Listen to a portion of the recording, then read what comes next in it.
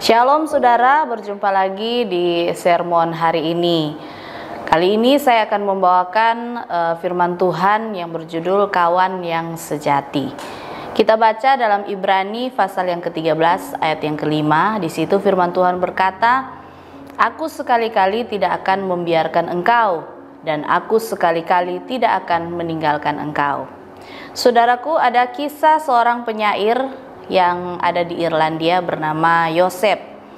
Dia berencana menikahi pacarnya. Namun tragis, saudara-saudara, sehari sebelum pernikahannya, sang kekasih pergi untuk selamanya karena tenggelam. Di umur yang masih muda, ketika itu Yosef masih berumur 25 tahun. Demi mengubur rasa sakit hati yang dia rasakan, maka pemuda yang bernama Yosef ini kemudian pindah ke negeri yang jauh yang bernama negeri Kanada. Nah, saat dia berada di Kanada, dia mengadu nasib di sana. Kemudian dia mendapatkan kabar bahwa ibunya sakit keras di Irlandia. Ia sangat sedih, tetapi ia tidak bisa pulang.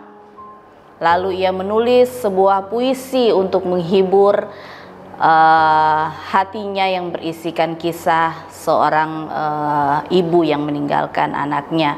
Puisi ini kemudian digubah oleh seorang Charles Crosat menjadi himne yang sangat terkenal dan menguatkan jutaan orang di seluruh dunia.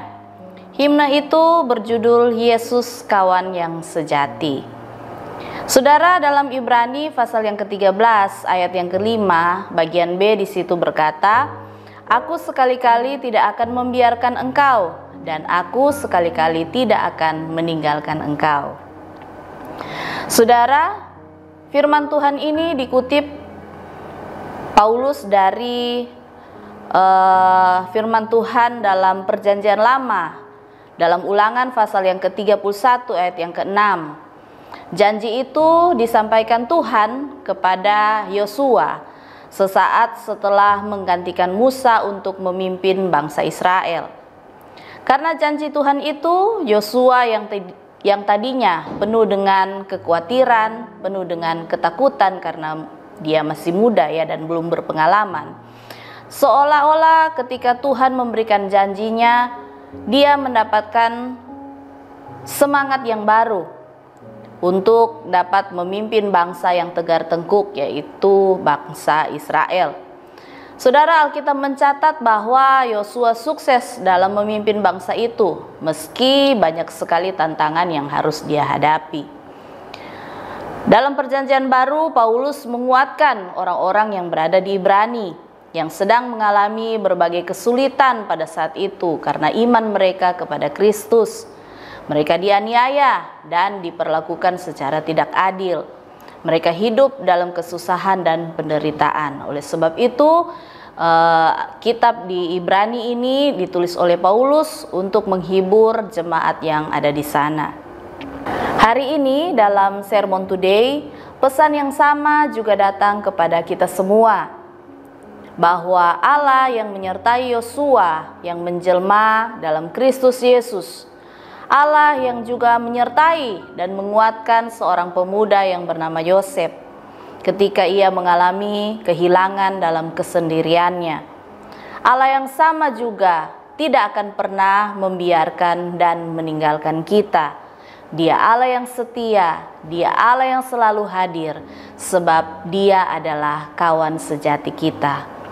Kawan sejati itu selalu hadir, baik dalam suka maupun dalam duka. Kawan yang sejati selalu menolong dan menghibur kita. Dan Dia adalah Tuhan kita, Tuhan Yesus. Sebagai penolong yang setia, penghibur yang sejati, Dialah kawan kita yang sejati. Puji Tuhan, demikian firman Tuhan. Mari tundukkan kepala, kita berdoa. Tuhan Yesus, terima kasih, kami bersyukur Tuhan hari ini Engkau mengingatkan kami kembali bahwa apapun yang menjadi pergumulan, masalah, tantangan dalam hidup kami punya sahabat yang sejati, kawan yang sejati yang selalu ada selalu setia, selalu menolong kami apapun yang terjadi Tuhan. Kami berterima kasih, kami bersyukur kami punya Allah seperti Engkau, Allah yang baik, Allah yang luar biasa dalam hidup kami. Saat ini Tuhan, kami serahkan sepanjang hidup kami, sepanjang hari ini ke dalam tangan Tuhan. Mohon kiranya Tuhan menyertai kami di sepanjang hari ini. Terima kasih Bapa, kami bersyukur. Dalam nama Yesus kami berdoa. Haleluya. Amin. Tuhan Yesus memberkati.